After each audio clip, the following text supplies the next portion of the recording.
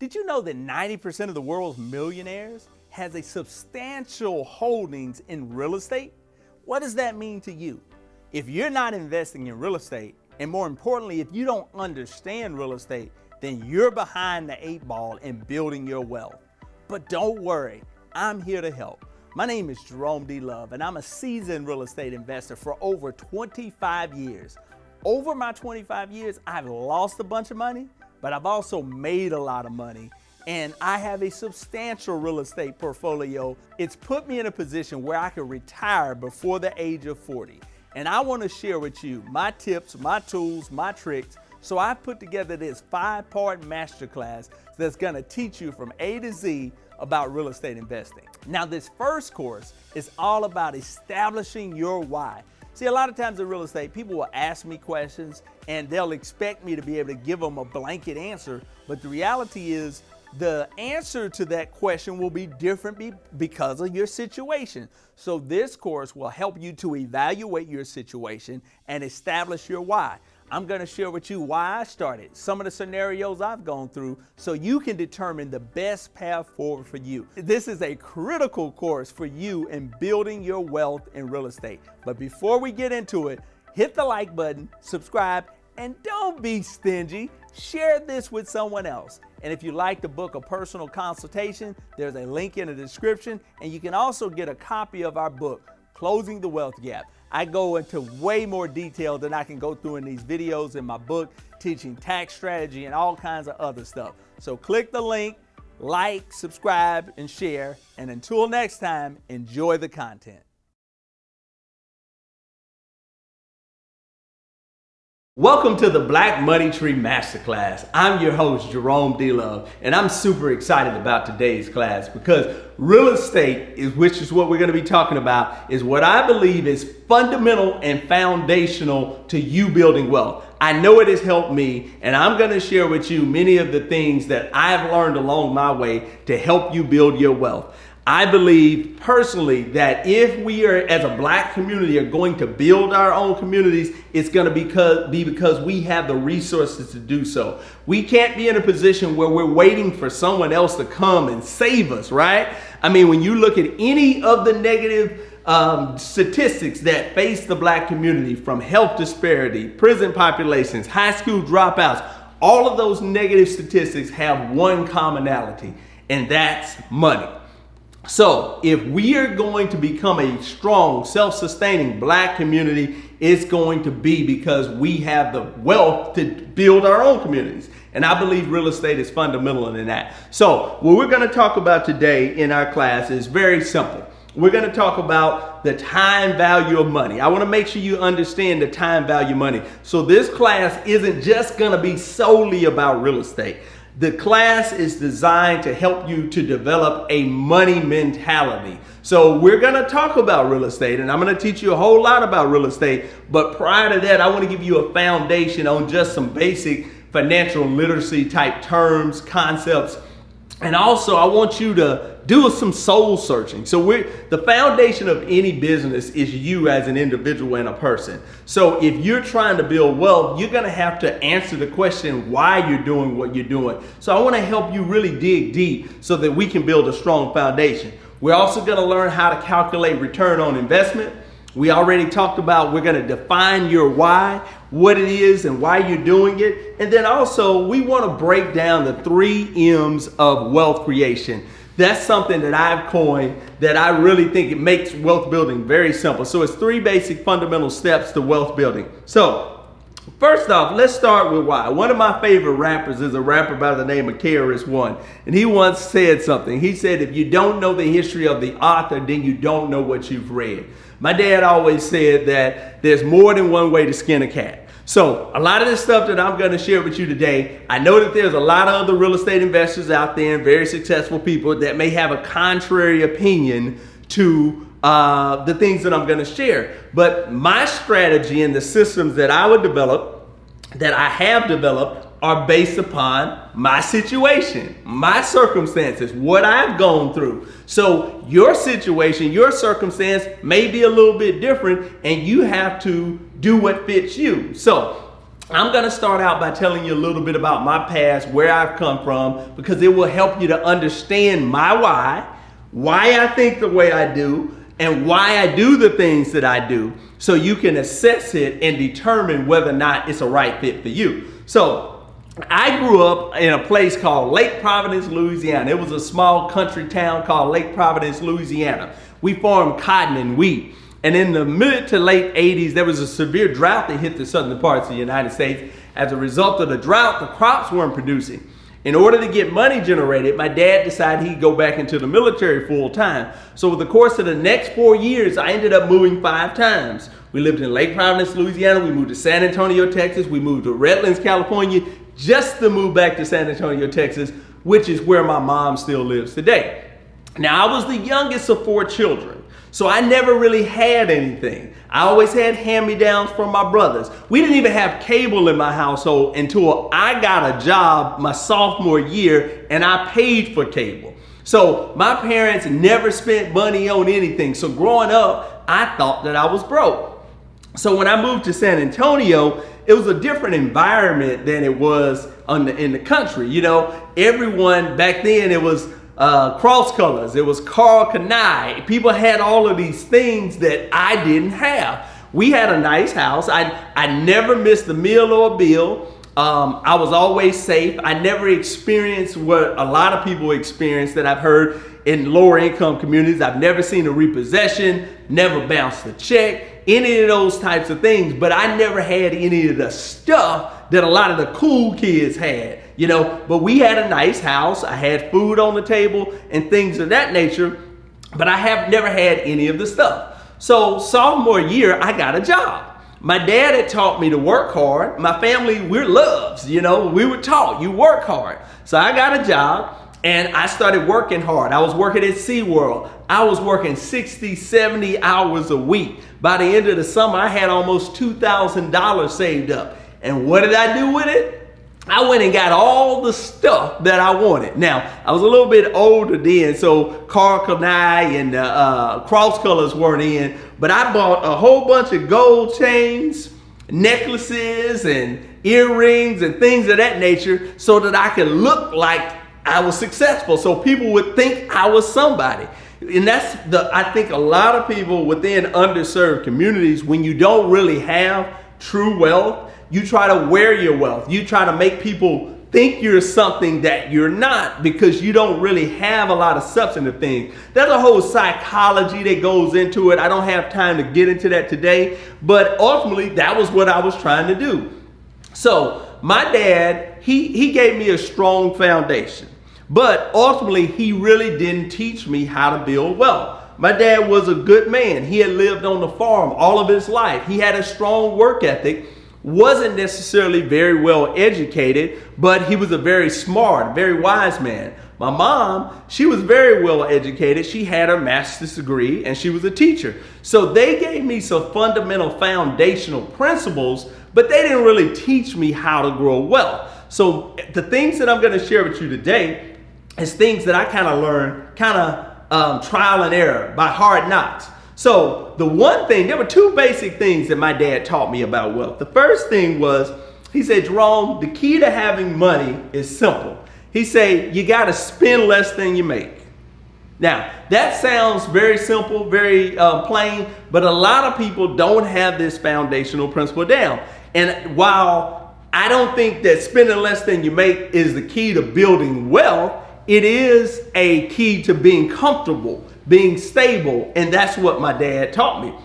So at the Black Money Tree, we have our 3 steps to wealth development. Very simple. Wealth and wealth building is very simple. It's 3 steps. We call them the 3 M's. The 3 M's is to make, manage, and multiply. So if you are going to build wealth, the first thing you got to do, and I know it's very simple, make some money. How are you going to make your money? Maybe you're a teacher. Maybe you're a lawyer. Maybe you're a doctor. Maybe you make a lot of money. Maybe you make a little money, but the little bit of money. But the first thing you got to do is you got to make some money. Now, after you make that money, now you have to learn to manage the money. And that's what my dad was teaching me. Spend less than you make. So you have to manage your money in such a way where you spend less than you make, which will then give you a surplus. When you have a surplus, you save that money, but you don't just save it just to look at it in the bank account. You save it to invest it so that you can multiply your money. Make, manage, and multiply. You got to have a job. You have to have a way of making some money. Then you have to manage that money where you have a surplus. So you got to spend less than you make. And then with the extra, multiply it. And that's where investing in real estate comes in. So that was what my dad taught me. The first thing he taught me about money. The other thing that I'd like to share here, a lot of people talk about savings and they say savings is the key. And savings is very important. But you just got to understand that you're not going to build wealth by saving. Why? Let's talk about the value of $1 here. So you can see here, we have the average prices of certain commodities. Let's just look at a stamp. In 1990, a stamp was 25 cents. Today, a stamp is 50 cents. So let's just think about it. If I had $1 in 1990, how many stamps could I buy? 4 stamps, right? But if I had that same dollar today and I needed some stamps, how many can I buy? Only 2. That means that my money has effectively lost 50% of its value. And that's why saving isn't necessarily all that it's cracked up to be. Certainly you do need to have an emergency fund. You need to have access to some capital so you don't have to make rash decisions and do these high interest payday loans or all kinds of other things to compromise your well-being. But just understand that just having money in the bank just to look at it, that's not ultimately gonna make you wealthy. You need to save your money so that you can invest your money. So you can take it out that bank account where you're just looking at it and it looks cute and put it somewhere where it's actually gonna make you some money. So I hope that makes sense. And that's a concept they call time value of money. And that's just a fancy way of saying that money today is worth more than money tomorrow. So if I had $1,000 today, it's worth more to me today than it is tomorrow or the next day, because we really don't know what's going to happen. Now, the second thing that my dad taught me about money and wealth building was that if you work hard and get a good education, that was the foundation of success. And that is partially true. But the flaw in that thought process is your work is tied directly to your time. And I heard someone say it, and I'll put it this way: your time is your life. So you exchange a certain amount of hours of your life for a certain amount of pay. They tell you you're worth $10 an hour, $20 an hour, $30, whatever the math is. But the problem with that is there is only so much time. So that means your income is effectively limited. Let's say if someone's paying you $100 an hour, right? You work 10 hours a day. That means you can make $1,000 a day. It's not a bad income, but your time is tied to your money is tied to your time. How much time can you put in? You can work more hours, and yeah, you'll make more money, but at some point you're gonna get sick. Some point you're gonna get tired. Some point you're gonna want to go on vacation, and when you go on vacation and you're not putting time into working, then your money stops, right? And I'll give you a little bit of scripture. I'm a Christian and I love the Bible, and I think it's just so much wisdom in that. The Bible says, I must work the work of the one who sent me while it is day, for night comes when no man can work. Now, we know that Jesus is talking about having a limited time to do ministry. But what I take from this that we can derive from this money management and why real estate investing is so important is that you can only work for a certain amount of time. There's going to get to a point where you're 60, 70. My dad worked really hard, but before he passed, he retired, and he just used to just sit around and relax. And he would tell me, boy, I ain't gonna do nothing unless I just have to. He wanted to relax. He worked 40, 50 years, worked his fingers to the bone, and now he wanted to relax. So there's going to come a point in your life where you're just older. You can't do the things that you once did. But when that time comes, if you have not invested your money and your money isn't making money, then your income and your lifestyle is going to have to change. I heard Shannon Sharp on Undisputed. He was talking the other day. He said when he got in the league his first year, his financial planner said, well, where do you want to be 15 years from now? He says, well, I want to live the same quality of life 20 years from now that I'm living now. And his financial planner set him up a plan. That means there were certain adjustments that he had to make in his life and to his spending. So you got to understand there's going to be a time in a day where you can't work. And when that time comes, is your money going to be working for you? So now, taking all of that, I knew that I didn't want to work a corporate job like everyone else. So I decided that I wanted to start my own business, which I did in college. It was a clothing line called Gugogs, and Gugogs stood for get up, get out, and get something. So I started with 3 basic t-shirts. I expanded to hats, sweatshirts, and things was going very well for me. But I began to really get an education on business. I didn't know anything about money and business at the time, but I was just aggressive. I was very passionate. And the problem was I would do trade shows and conventions, and I'm a member of Alpha Phi Alpha, so I would go to all the frat parties at A&M and U of H, and I would make $500, $800, $1,000 per event. But the problem was there was going to be an event next week. So I had to take some of that money to pay for that event, to buy more inventory. So I never had anything left. So as a result, I ended up doing a show which was called the Magic Show. The Magic Show is called the largest apparel show in the world. And it was a lot bigger than the smaller shows and little parties that I was doing in Texas. I was trying to walk before I was really crawling. So I went to Las Vegas and did the largest apparel show in the world. The total investment was about $16,000. You know, I didn't have that type of money, but I took out a loan to do that show, and I ended up in debt. And that led me to real estate. Honestly, I'd gotten my real estate license when I was in college, but after I was in hole with the clothing line, I had to do something to pay the real bills. So I started doing real estate full time, selling houses, and that's what helped me to get stabilized. 2003, I moved to Houston and I formed the Texas Black Expo. We built that business, and it's a wonderful platform right now. We're coming on our 20th year of service to the community. But the first few years, it was rough. At the end of the first year of Black Expo, I was in the hole by over $100,000. That whole second year, we had a decent show. We paid all of our bills for that year. But so that meant if I just paid the bills for that year, I was still $100,000 in debt. The year after that, I had to duck and dodge lawsuits because everybody that we owed money from the Black Expo from the first year, we told them, if you can give me to year 2, I'm going to pay you. So now at the end of year 2, and we didn't pay them, now we're having to go in and out of court and trying to survive. The end of year 3, we made some money and we were able to pay back all the debt from year 1.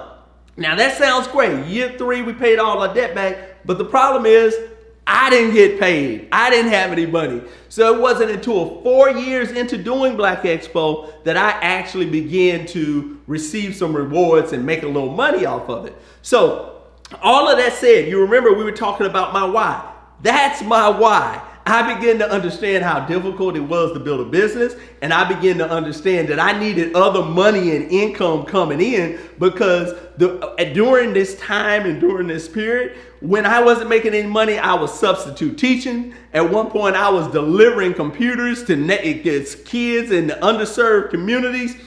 And this is just another little tidbit about the power of real estate. One of the main reasons how I survived was when I moved to Houston in 2003 was I bought a house.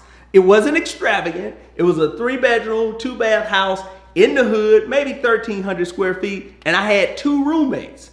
The mortgage was $861. I had 2 roommates to pay me $350 apiece. So that means my living expense was only $161 a month. So that's another reason why real estate is so powerful. You can use real estate to make money. So if my expenses were the normal expenses for a 27, 28-year-old out of college, I wouldn't have been able to survive. But because I strategically bought some real estate and was able to use my real estate to generate revenue, that's how I survived and made it to this day. So with all that said, my motive was stability, security, wealth, accumulation and legacy, wealth accumulation and legacy. So that's my why. So with that said, ultimately, it was really about having a stabilizing income, because with Black Expo and most of the businesses that I had, if you're an entrepreneur, you know how it is. Sometimes you got money, sometimes you don't. So what do you do in those times when you don't? If you're like most of us, we're struggling, we're hustling, we're trying to figure it out. But the problem that I found that stops many of us from succeeding and having a successful business is we don't have that foundation. Maslow has his hierarchy of needs. He says if you don't take care of your base level needs, which is physiological, safety, and belonging, you can never actualize. So actualization for me is kind of fulfilling your purpose, your destiny. So we can't make sound decisions to fulfill our destiny or our purpose when we're struggling with survival, and that's where most of us are. So for me, I thought that real estate could help me to have this passive income that would stabilize me and to ultimately help me be more successful. So that's my why, and that's why I invest in real estate. I invest in real estate from a long-term perspective, rental properties. So I'm going to tell you why now. So why is real estate so important? We kind of touched on a little bit. My dad always said that, boy, they ain't building no more land. So there's only a limited supply. And we know the principles of supply and demand, right? The less the supply, the greater the demand, the greater the value. So when you look at real estate, there's a limited supply. So that means the demand is going to remain stable. The value is going to remain stable. So it minimizes your risk. I don't believe in gambling, folks. I mean, if you're going to invest in real estate or invest in anything, you want the lowest risk and the highest return. And for me, nothing beats real estate. So now let's look at a sample property. This was actually the first property I bought. You can see the house. It's a decent looking house. Looks like a solid structure. This is the interior. You can see it needed a little bit of work. I remodeled this house, and you can see what it looks like afterwards. Not much to look at, but it was a sound investment. So now let's look at the actual numbers. The house was purchased, I bought purchased at the tax auction for $10,100. The rehab cost was an estimated $26,000. So the total investment to get this house was $36,100. The rent was $900. So that means I made $10,800 a year off of the house. Now, assuming no taxes or insurance like that, I'm just doing simple math. You can calculate this, and the return on that property would be 29.9% as an annual return. So now, pause 1 second. If I had $36,100 and I saved it, I put it in my bank account, how much would I have at the end of the year? Virtually nothing, right? So for me, that's why real estate is so powerful. I tell everybody, every house that I own is a bank account. And I just deposit my money in it, and it pays me on a monthly basis. So that's the way you got to look at real estate, but also that will help you to evaluate anything you choose to invest in and when comparing it to real estate. So that's a 29% return on my investment. So now how do you calculate return on investment? For those of you who don't know, you just take the total profit. That's the $10,800. You divide it by the amount of money that was put in, $36,100, and that gives you your return on investment. So that's the way I look at investing. Now, some people may say, well, you can invest in Bitcoin. You can invest. I had a guy who was an insurance agent. He called me to sell his house, and he'd owned it for several years, and he had no equity in it. And I was like, what is going on? And what he told me was he invested in insurance. So he was making interest only payments on his mortgage, and he would take what he was going to pay for his principal and interest, and he would buy insurance policies. Now, I don't know everything about that, but that was what he invested in. But if you decide, different people are going to have different investments, but you can have a basis for evaluating the return. If you take your money out of this house and put it in an life insurance policy, what's the return that's going to give you? So it gives you a basis for comparing the two. Now, there are two keys to making money in real estate. The first one is, there are several keys, but I'm just going to give you two right now. The first two is you make money when you buy. And the second one is you have to have vision. Now, this is going to lead us into that whole question and notion of flipping versus renting. Most times when I tell people I invest in real estate, they say, oh, you flip houses. And I tell people, no. Why? Remember my motive. My motive wasn't to just make a lot of money so I can put it in a bank account so I can see it. It was to create cash flow because I'm an entrepreneur. Sometimes I got money, sometimes I don't. I'm trying to get out the rat race. So you make your money when you buy it. So let me give you an example. Here's a house that I bought. Looks pretty decent, right? Not, solid structure. You got some broken windows. Doesn't look very expensive. They had this house at the auction for $28,000. I was so excited. I estimated I would spend $15,000 to $20,000 to fix it up. So I'm looking at being in a little bit under $50,000, and I'm thinking I could rent it for $1,000 a month. Well, this is what it looked like before the auction, and this is what it looked like after the auction. So the auction is the first Tuesday of every month.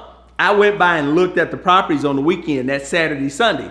Well, apparently someone set the house on fire Sunday night, so it burned.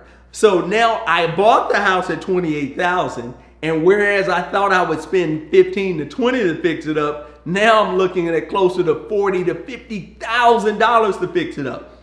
So think about that. With long-term rental properties, whereas I anticipated or I projected I would make my money back within 3 years, then now I have to make my money back in 4 to 5 years. You can't really lose in real estate in terms of long-term rentals. But if I was going to flip that property, let's say I was anticipating being in for $50,000 and I thought the value was going to be $80,000, no taxes, insurance assuming, and I sold it for $80,000, I would put $30,000 in my pocket. But now in this scenario, I buy it for $50,000, have to put $40,000 in it. Now I'm in it for $90,000, it's worth $80,000. I'm in the hole $10,000. So that's why I don't advocate for flipping. And that's also why I say you make your money when you buy. You have to buy at the right price, because when you sell it, I tell my sellers all the time, you don't determine the value of your property when you're selling. The buyer does. You can ask for whatever price you want, but if someone isn't willing to give it to you, you're not going to get that money. So just understand that, and that's why I say you make your money when you buy. The second one is you got to have vision.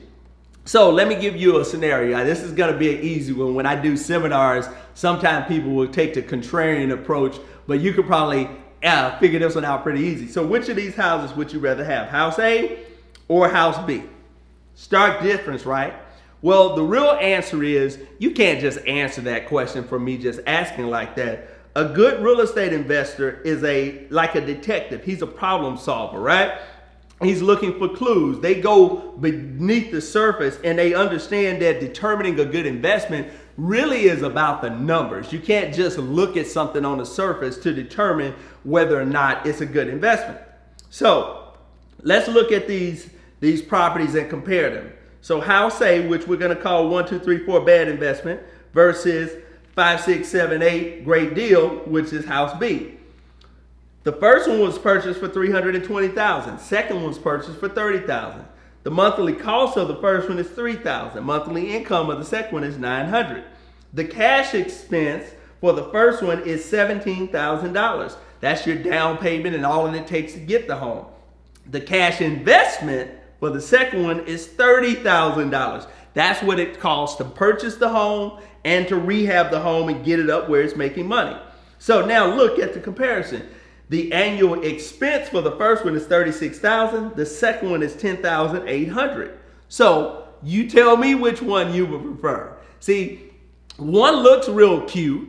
Real life scenario, the first one was actually a client that bought the house to live in. His job moved him off to Arizona. So now he had a mortgage in Arizona and a mortgage here in Texas. And he was trying to liquidate both of them and he was trying to get rid of them. The other one is one that I helped a client to acquire. And now they're still making money off of it to this day. So let's go through a few myth versus truth. So we've already touched on this first one. And the first one is a myth that flipping is the key to making big money in real estate. Well, I believe that the truth is you'll make more money in long-term rentals than you will in flipping. I've already explained why. You're going to have some folk out there that believe in flipping. They say they don't want their money tied up. And based upon the situation they're in, maybe that's where they're at. But if you're like me and you need passive income, you need to know that your bills are paid on a monthly basis and you don't want to be in a rat race, I don't think that that's a sound strategy. But if you're a multimillionaire, you're a doctor, a lawyer, somebody that has $500,000, $2 million sitting in the bank somewhere, and you can afford to just kind of flip and let your money work, maybe it works. But you got to understand, let's do a quick analysis. So let's use the same scenario that I gave you before. So let's say you put the same $36,000 into the house. The monthly rent is $900, annual income is $10,800. The property value at the time when this one was acquired was $55,000. That's equity of $18,900. So on the surface, if you flip it, you're gonna make $18,900. But the reality is that's not really what you're gonna make. So the truth about equity, when you sell that house, you're gonna have title fees, you're gonna have real estate fees, and you're gonna have taxes. So you're looking at about $12,750 that's gonna come out of that $18,000. So you're looking at an actual profit of $6,150. So I believe that if you leave that money invested in the property and let it cash flow on a monthly basis and an annual basis, you will make more money. Next myth is tenant will tear up your property. This may be true, but my perspective is, while it may be true, why do you care if you're making money? That's why you charge a deposit. You create systems that mitigate or minimize your damage. So yes, they may tear up your property. Yes, it may be annoying, and yes, it may be frustrating, but if you work it right, you'll still make money, and that property will pay for the repairs and any damage that the tenant does. Next one, you'll be overwhelmed with maintenance issues. My response, if you do it right, this won't be the case. Now, starting out, I used to place a Band-Aid over a lot of stuff because one, I didn't have the know-how, two, I didn't have the capital. But now what I do, when I get a property, I gut it, I tear it apart, I do all new electrical, all new plumbing, I run new drain lines. So when I'm done, I pretty much have a brand new house. So what does that mean? I don't have any maintenance issues. I typically only get calls when they're calling me to pick up a check. Now, once again, you have a lot of people that get in this business and their philosophy is to get in as cheap as possible and to do as little work as possible and get the cash flow. But I personally, I have several other businesses. I have a wife and 4 children. I like to travel, and I don't have time to have tenants calling me all the time and going out and fixing things. So I believe that if you invest more money on the front end, that you'll make more money on the back end. Now, once again, I know that there are other people that may have a different strategy, but this is what worked for me based upon my situation, my scenario. I'll say this too. Most of the properties that we've acquired in our portfolio, we have purchased cash early on. I'm now getting to the place where we're leveraging and working with banks and things of that nature. I believe that that's necessary to build a solid foundation. A lot of people are gonna say you can't grow as quick and you can't leverage, which is true, but I have a solid foundation. So when the economy gets a little shaky, I don't have to worry about, I've done it both ways. I didn't even tell y'all, I bought my first house when I was 22. By the time I was 26, I had about 8. And by the time I was 29, I had about 5 foreclosures because I was doing it wrong. I was getting mortgages. I was getting 100% loans. I wasn't putting any money out of my pocket. And what happened? When the economy collapsed, I lose a tenant. Now I'm paying the mortgage on my rent house. I'm paying the mortgage on my own house. And now I got to spend money to fix it up. My pockets wasn't that long. I didn't have the resources. So then you start just putting people in your property just to stop bleeding. So now you start doing things that's going to compromise your overall wealth. That's what worked for me. Perhaps your situation is different, but I assure you, if you follow these steps, it will help you to build wealth. Now, the next thing that we'll talk about, the tenant won't pay your rent. This happens sometimes, but guess what? Most of the times they will pay your rent. I will say 50-60% of the properties that I manage and I work with, you have to file for some type of action or eviction for the tenant. But once again, that's why you get your deposit. But most of them are in the property for a minimum of a year, maybe 2 years. So you've already made your money off of the tenant. This is a business. This isn't about feelings. This isn't about emotions. It's about the bottom line. So just know that if you do it right, you'll still make money. Now, what are the benefits of this? This is what I really like. We believe at the Black Money Tree, if black people in a black community is going to pull themselves up and take care of and protect themselves, we got to have the resources to do so. So there's some community benefits. Your stability. When you're stable, use the example. When you get on the plane, if it go down, put on your mask, then help someone else. When you're stable, you can help yourself, then you can help others. Secondly, cash flow. For me, this has helped me to be more creative. Now that I have a stable cash flow that takes me out the rat race, I can try new things because I know that if it goes bad, I got food in the household. The lights is still on. You know, all of the basic necessity, that Maslow's hierarchy of need, my physiological, my safety and belonging, all of that's taken care of. So I can try to actualize on some things, try to expand on some things. I can take a little bit more risk. But also generational wealth and legacy. I'm able to mentor, train, and teach my kids, and I have actual assets that when I'm gone that they can have that's still gonna make them money. Also, more time for ministry. Now, I'm into the things of God in ministry. I don't know what you guys are into, but whatever your altruistic efforts or an outreach of building your community, having a stable income and being stable yourself will help you to be able to give back. And along with that, you'll have more monies to sow and give. Now, I have a couple pictures of my children. These are my children. They've been in my houses. They can put on doorknobs. They can do light fixtures. They can insulate houses. They can tell you the difference between ceiling joints, rafters, studs, how far the wind straps have to be apart. They know pretty much everything that I know in terms of real estate. They've done make-readies on my homes. So I've had an opportunity to mentor, train, and teach my children through real estate, and that's what's lacking in the black community. So here's how it works in a nutshell. First, you have to locate the property. Then you have to assess the numbers. What is it going to cost me to buy it? What is it going to cost me to fix it up? And what is it going to yield in rent? Work the numbers and determine if it's a good deal. Make your offer. Rehab the property. Screen for the tenants and start making money. That's simple. Now, we're going to be releasing a book in October or November, somewhere around that time frame, where we're going to break down all of these steps so much more in detail. But that, in essence, is the step. Now, where do you find properties? First, you have the MLS. That's the multiple listing service. In most cities, like here in Houston, most consumers can go to har.com and they pretty much have the same access as a realtor. But the MLS is really a service that realtors have access to, and they can get you more detailed information. Tax auction. Most of the properties we have in our portfolio, and we teach clients how to work the tax auction. That's what we've done, but there are other ways to do it. Online auctions, auction.com, a lot of those type sources. We have never acquired any in our portfolio from that, but I'm sure it's a great source.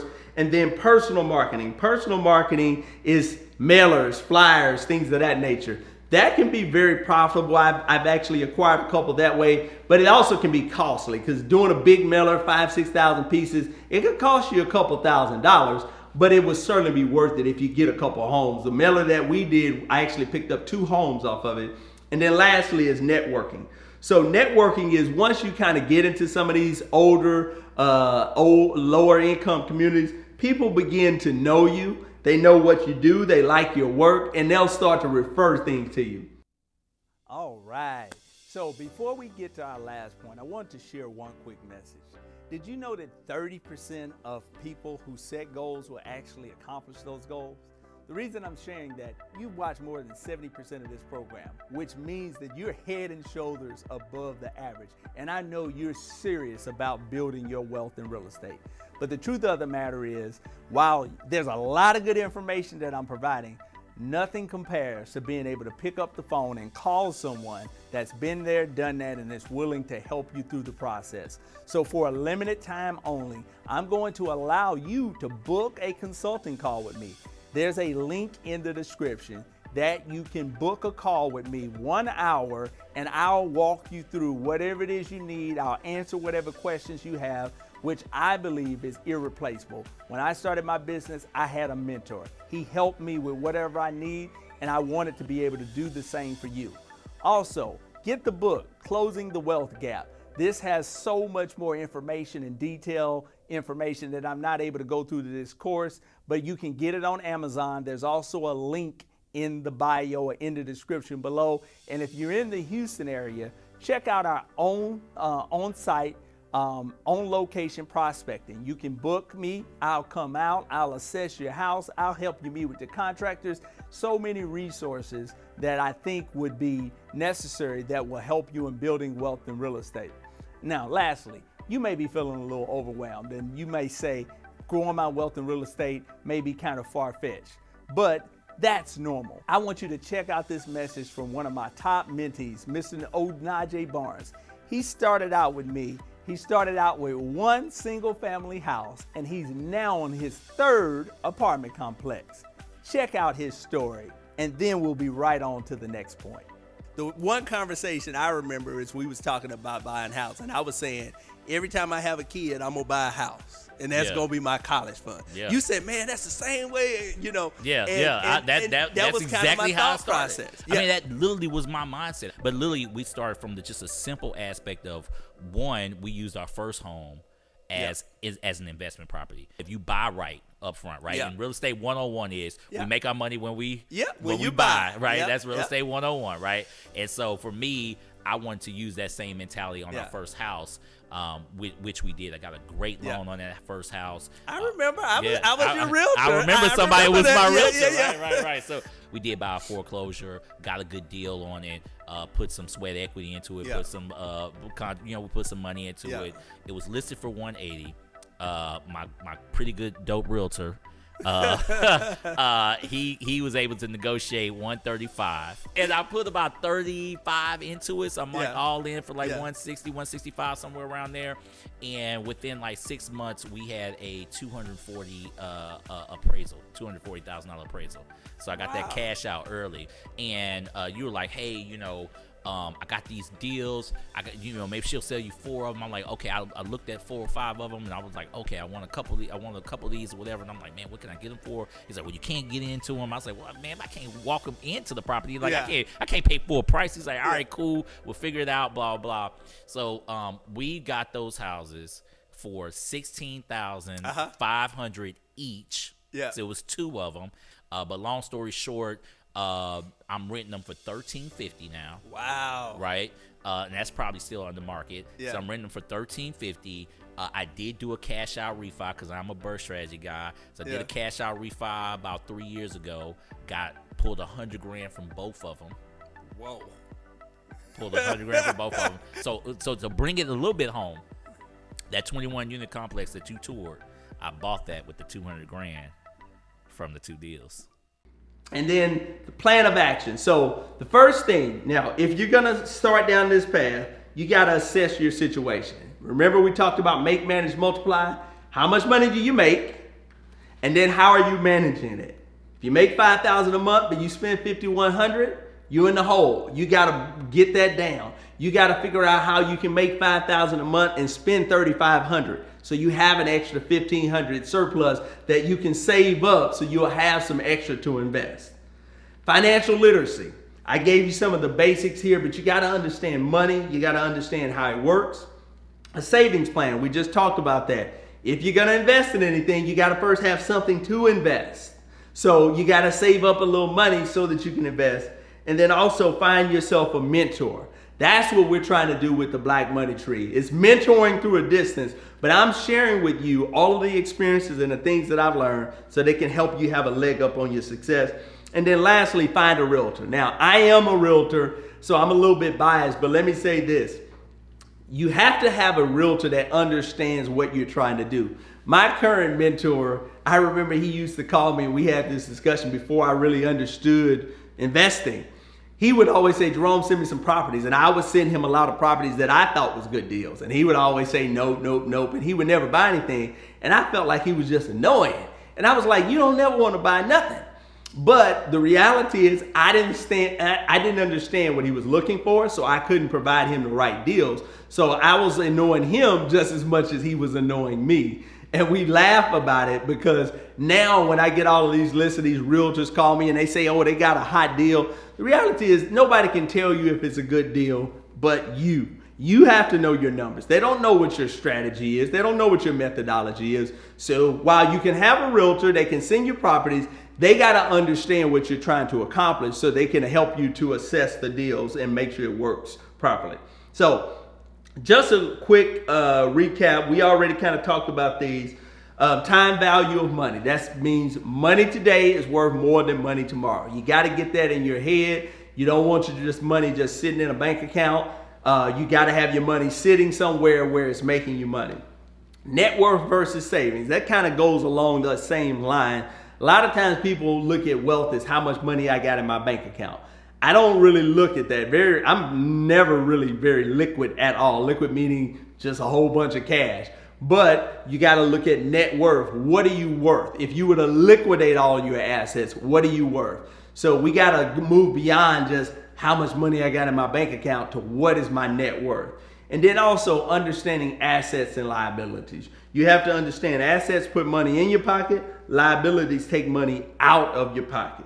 So grab hold of your personal finances, live conservatively, create a budget, and establish a 9-month savings plan. That's the foundation that I suggest specifically if you're an entrepreneur. If you have a real job, a regular job, and you have more money coming in, you could probably drop that down to 6. But why not have 9? It's better to have more than less. But understand that ultimately you're saving that money. You're establishing a reserve so you can invest it and make money. And lastly, just know this. If you are not rock solid and you have cracks in your foundation, any business that you attempt to build is going to fail. So you got to understand that the foundation of your real estate business or any business that you have is you. So if you're stressing and struggling and hustling and don't know how you're going to survive, that business isn't going to go very far. So you got to be stable if you're going to help yourself, if you're going to help your community, and if you're going to have a successful business. So that's our masterclass for the day. I will note again, we will have the book out, Closing the Wealth Gap, how to create and build streams of income and wealth through investing in real estate. This is, I butchered that title. It's Closing the Wealth Gap, but we have the subtitle basically is teaching you how to create streams of income and build wealth through real estate. Man, thank you so much for tuning in to the Black Money Trees Masterclass on real estate. This first one talked all about understanding your why. If you're going to be a success at anything, your foundation is going to be the reason why you're doing it. But now you've figured out why you're going to do it and the strategy you want to take. The next course is going to be profitable prospecting. This is very important because you need to know where to find the houses. So in the next course, I'm going to teach you where I find my houses and the most profitable sources to finding those properties as well. So before you go, make sure you like, make sure you subscribe, and if you want a one-on-one coaching call, click the link in the description.